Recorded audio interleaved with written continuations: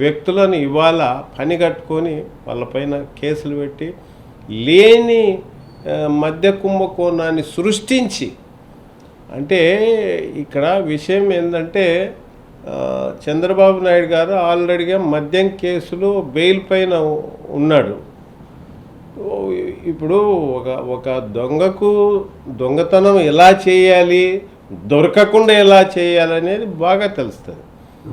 మరి ఇవాళ పరిస్థితి వాళ్ళకు అట్లాగే ఉందన్నమాట. వాళ్ళు ఆల్రెడీగా దీంట్లో అంతా అంటే ఎలా స్కాములు చేయొచ్చు అనేది ఆరితేరినారు.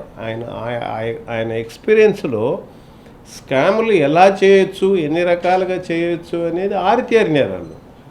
జగన్మోహన్ రెడ్డి గారు నిజాయితీగా ఎక్కడా దేశ చరిత్రలో, రాజకీయ చరిత్రలో ఎక్కడా లేని విధంగా ట్రాన్స్పరెన్సీగా డైరెక్టు బెనిఫిషియరీ ట్రాన్స్ఫర్ కింద 2,70,000 కోట్లు, ఒక్క రూపాయి అవినీతి లేకుండా ట్రాన్స్ఫర్ చేసినటువంటి పరిస్థితి.